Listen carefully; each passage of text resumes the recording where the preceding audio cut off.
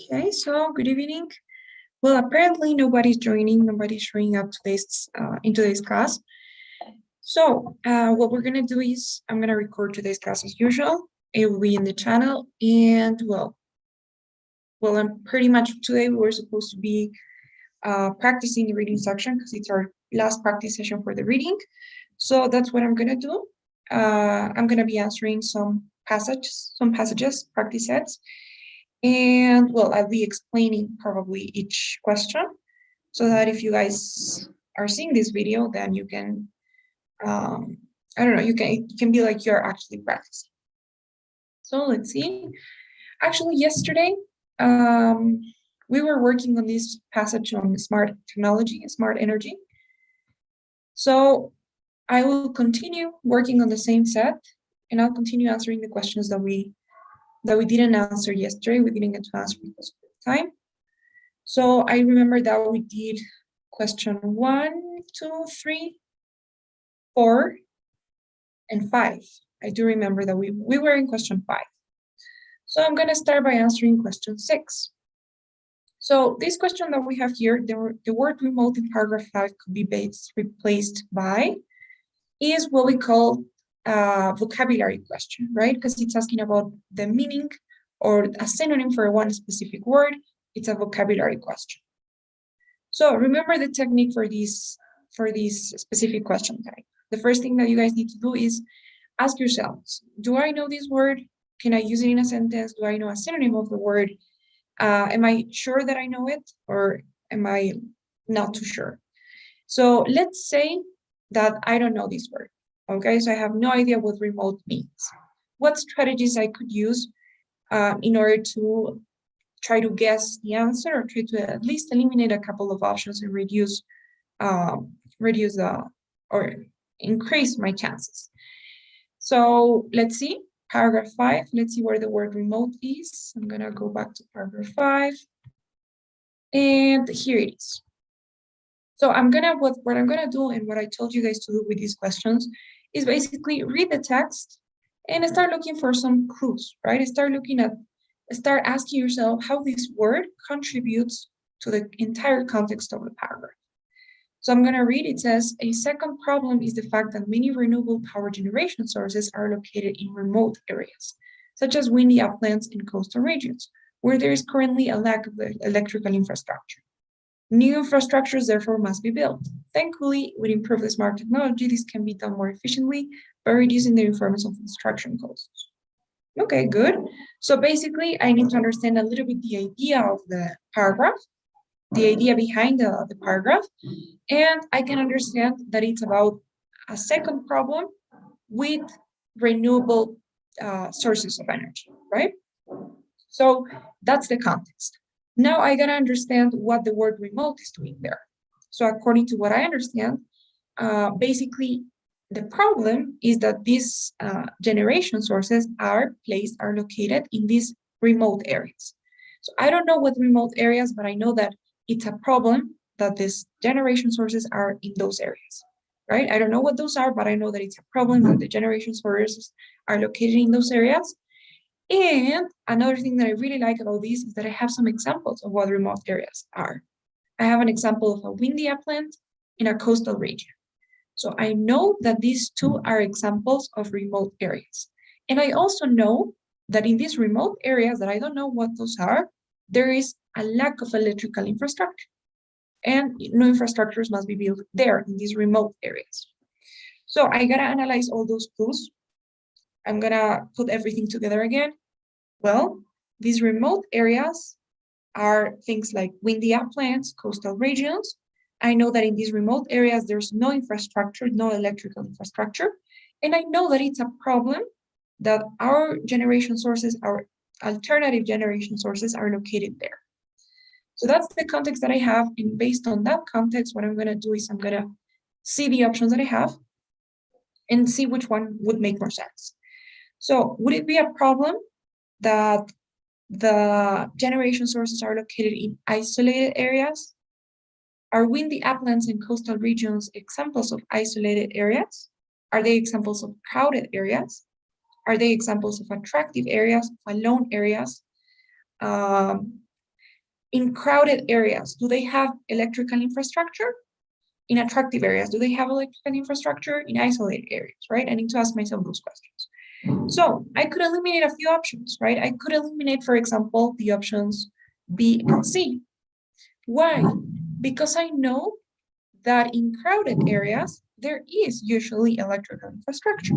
So it doesn't make sense that a remote area is a crowded area, because according to the text, remote areas are places where they don't have any electrical infrastructure.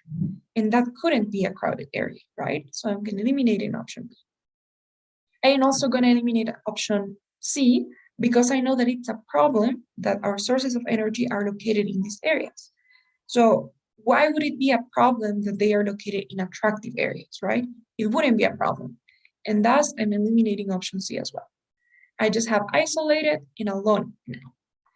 But again, looking at the context, I'm talking about remote areas. And remember that the word that you choose has to be a word that could be replaced, right? Or could be placed in the same place as the word, the original word.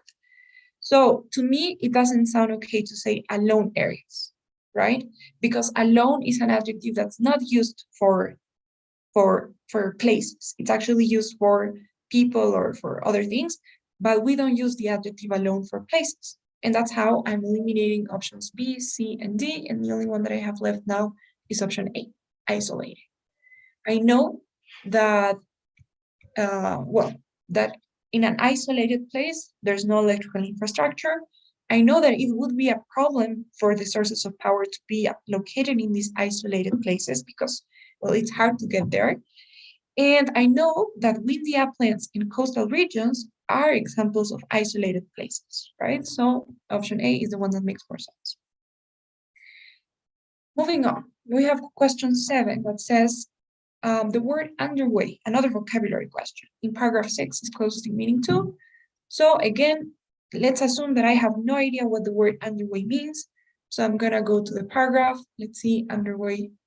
Okay. Let's start reading. It says, although smart technology is still in its infancy, pilot schemes to promote it and test it are already underway. Consumers are currently testing the new smart meters, which can be used in their homes to manage electricity use. There are also a number of demonstrations being planned to show how the smart technology can practically work, and trials are in place to test the new electrical infrastructure. Okay, all right. So the word is underway, right? Let's see what the context is. So it's talking about smart technology and how they are testing this smart technology, right? Basically, that's what I have here. So they are describing how they are already testing this smart technology. They are testing the smart meters. They are demonstrating, or they have a lot of demonstrations planned to show how they work. They are trials. That's the context, right? They are testing a smart technology. Now, if we look at the sentence where the word is, what we have is a really good clue, which is a connector. It says although. The word although, it means contrast, right? It's used to show contrast between two different ideas. Now, the sentence here says, although smart technology is still in its infancy, pilot schemes to promote and test it are already underway. That means that the first clause, this one here, needs to be the opposite of the second clause, right? Because that's why the word although is there, to show the contrast between the two of them. So that's going to help me. I know that smart technology being in its infancy has to be the opposite, or has to have some contrast with the fact that the schemes to promote it are underway. So I know that. Practically underway and infancy have to have some sort of contrasting relationship. Now, if you look at the options, we have permanent, complete, beneficial, in progress. I could already start eliminating the options A and C, because permanent is not related to infancy, right? Basically, what they're saying is, let's see, although this smart technology is still in its infancy, that means it's still a baby, right? It's still in the beginnings. It's not something very developed yet. So although smart technology is still in its infancy, in the first steps, we haven't developed it yet. Although that, pilot schemes to promote it, pilot schemes are basically, pilot is the, like for example, when we talk about TV shows, the pilot episode is the first one, right? The one that you use to kind of to launch the TV show. Same thing here. So the schemes that are the new schemes, the trial schemes, and the testing is already underway, right? So it has to be the opposite of this. Smart technology is still on its first steps, it's still a baby, but the schemes to promote and test it have to be already somewhere different than its infancy, right? They have to be maybe a level above. So permanent has nothing to do with that, and beneficial, again, has nothing to do with that again, right? So my two options are complete and in progress. Honestly, both of them could make sense. I could say, although smart technology is still in its infancy, all the trials are already complete. That could be, right? But I know that the trials are not complete, right? How do I know that the trials are not complete? Because they say that they are being planned, right? The trials are in place. So they are not complete yet, which means that they are in progress, right? Option D. So use some clues to guide you. But again, it won't be 100% 100% certain, right? If you're guessing. Now, question A says, what is the main idea of the final paragraph, paragraph 6? This is an interesting one. It's a purpose question because we're looking for, well, not a purpose question. Yeah, it's a purpose question. Paragraph 6, what's the main idea of the paragraph? Let's see. Okay, this is it.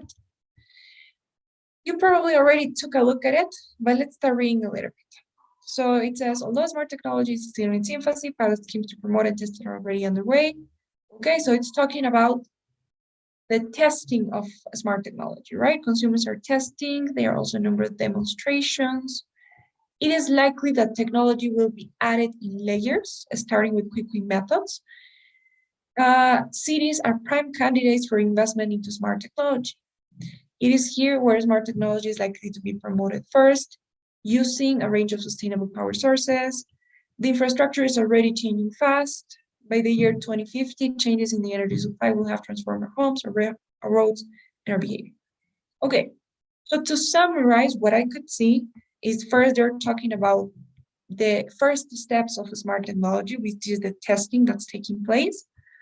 Then they're talking about the methods in which they're going to introduce smart technology. They're talking about the place where they're going to introduce smart technology first, which is cities. And they're talking about what changes we're going to have in cities, right? They're talking about what changes we will have in cities with smart technology. And they're giving specific dates as to an approximate time in which smart technology will be introduced. So that's what I know. Let's see what the options are. To describe who will benefit from a smart grid technology first. I mean, yes, they do mention that cities are going to be the ones that benefit from the smart technology first. So, I mean, it does make sense, but let's continue reading. To outline the advantages of a smart grid technology, no, right? They don't mention the advantages of a smart grid technology. I think that was before. They talked about the testing and the steps in which they're going to introduce a smart technology, not the advantages. So not option B. To summarize the main ideas in the previous paragraphs, no, not really, right? They're not summarizing anything. What they're doing is they're basically, again, saying how and when they're going to introduce a smart grid technology. And finally, option D, to describe how, when, and where a smart grid technology will be introduced. Yes, that makes a lot more sense, right? Because that's exactly what we were saying. They describe how, they say with methods, they describe where, cities, and they describe when. So, yes.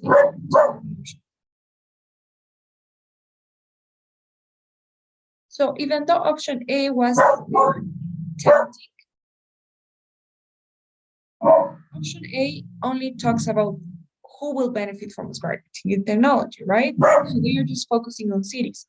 But even though this was mentioned in the text, it's not the only thing, and it's not the main idea either, right? They talk about the whole introduction of smart grid technology. So it's not A, it has to be D. Now, question 9 says, in paragraph 6, what can be inferred about the introduction of smart grid technology? If we take a look at paragraph 6, we're looking for, this is an inference question, what we can infer about the introduction of smart grid technology. So let's start with introduction. Here it is, right? Promoted first, introduced. So cities are prime candidates for investment into smart technology due to the high population density and high energy use. It is here where smart grid technology is likely to be promoted first. So the first thing that we know about how smart grid technology will be introduced is that they will be introducing it first in cities, right? That's the first fact. Then they say utilizing a range of sustainable power sources, transport solutions, and an infrastructure for charging electrically powered vehicles. Okay, so they talk about what they are gonna have, right? Sustainable power sources, transport solutions, and infrastructure for charging electrically powered vehicles. They say the infrastructure is already changing fast. By the year 2050, changes in the energy supply will have transformed our homes, our roads, and our behavior. Now let's take a look at the options. It says, the technologies which produce the most benefits will be introduced first.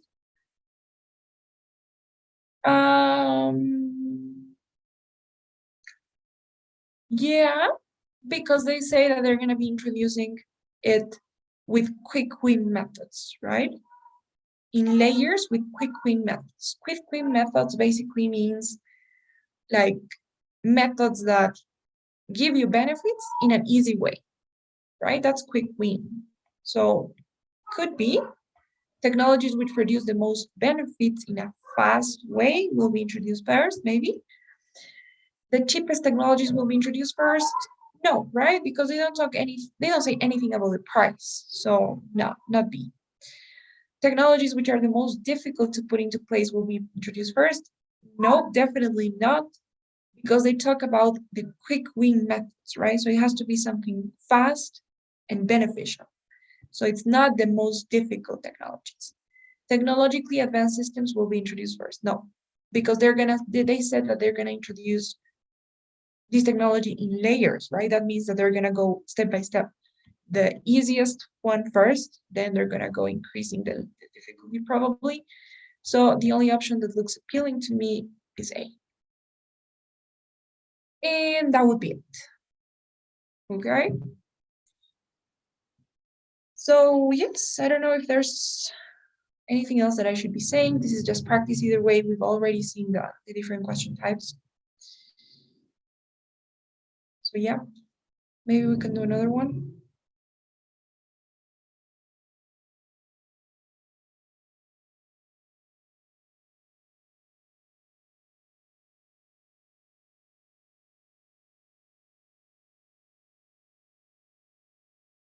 Okay, so we're gonna be doing this one, risk-taking in the monkey economy.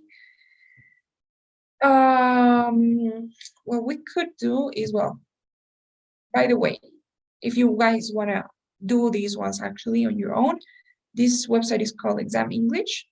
And well, if you search Exam English TOEFL reading practice, then this is the first thing that probably will appear. So the reading test three is the one that we're doing. So what we're gonna do is I will be reading this text first. I'm gonna take my time. Well, I'm gonna take 2 minutes to read, which is what you should be taking to read. Remember that the idea is just to read the first sentences until you get the ideas in each passage, right? Shouldn't be spending too much time. So I'll see.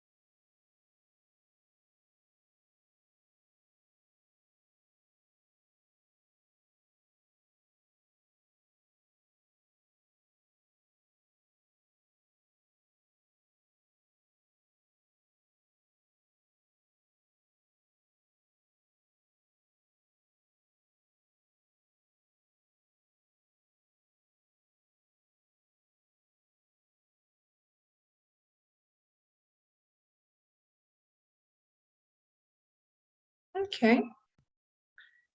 So let's start answering the questions then. First question says, what was the aim of the experiment outlined above?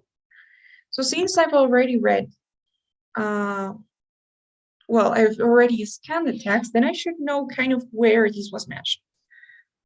So, and I also imagined that the purpose of the experiment, the aim of the experiment was probably mentioned towards the beginning of the text, right? So I'm going to start looking here.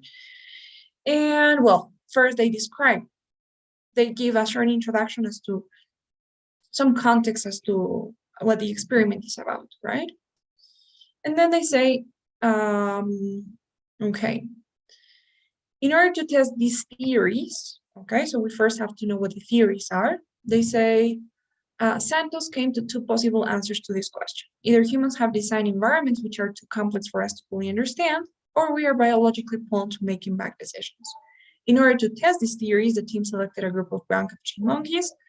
Monkeys were selected for the test because, so this is the aim of the experiment, right? To test these theories, to test what theories? The theories of whether humans have designed environments which are too complex for us to fully understand, or we are biologically prone to making bad decisions. That was the purpose of the experiment, to test, to determine whether our mistakes and whether we have bad judgment just because we are biologically prone to making those decisions, or because due to our environment, right? Sorry. So in that case, I will start looking at the options. To investigate whether monkeys could learn to use the money? No, it's about humans, not about monkeys. To investigate where human mistakes come from? Yes, that's the one, because we want to see if it's something that comes from our genes, biologically speaking, or if it's something that comes from our environment. So option B. Second question says, where in paragraph 3 could the sentence below be placed? The sentence says, the team distributed metal discs to the monkeys and told them that this could be exchanged with team members for food. So let's see, paragraph 3. This is paragraph 3. We have A, B, C, D. So it's talking about the discs, right? So I'm going to see if I have another one that talks about discs. This is about discs. So it has to be close to that. In order to find out what of particular interest to the scientists, what whether monkeys will make the same mistakes when making financial decisions. In order to find out, I would totally not cut these two sentences because they obviously have to be together. This is the introduction. So scientists wanted to see if monkeys would make the same mistakes. And in order to find out, so it cannot be B. They introduced the monkeys to money. The monkeys soon caught on, as well as learning simple exchange techniques, were soon able to distinguish bargains. If one team member offered 2 grapes instead of 1 metal disc, it's gotta be C, no other way. Because if you guys take a look, then the next sentence is already talking about metal discs, but we have no information on metal discs yet. So what we have to do is place that sentence in option C, so that you guys have the introduction to that information, right? So they introduced the monkeys to money. They distributed metal discs to the monkeys and taught them that the discs could be exchanged with team members for food. And then the monkeys learned, and if one team member offered 2 grapes in exchange for 1 metal disc, so that makes sense, right? We first have the introduction to metal discs being used, and then we have the metal discs and the details being described later. So yes, option C. Next question says, which of the following statements is the best paraphrase of the highlighted sentence? On a more optimistic note, however, humans are fully capable of overcoming limitations when we have identified them. Again, what I told you guys for this type of question. Your focus is to identify the main verb in the original sentence. In this case, the main verb is are capable, right? So humans are capable, humans can overcome limitations once we have identified. We look for the same verb. Solve is not it, so we eliminate option B.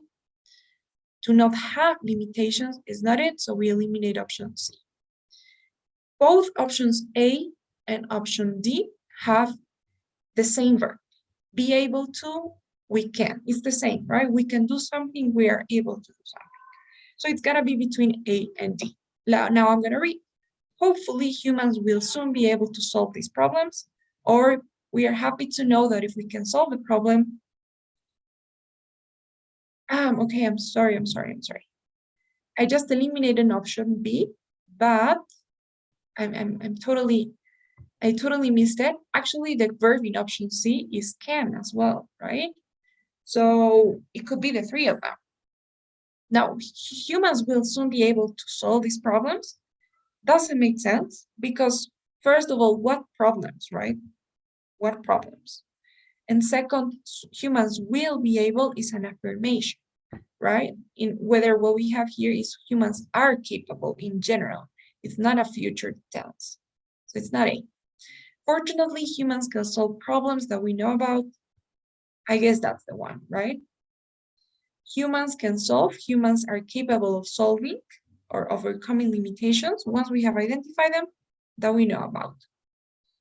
So it's gotta be B there. Okay. Let's see what else we have.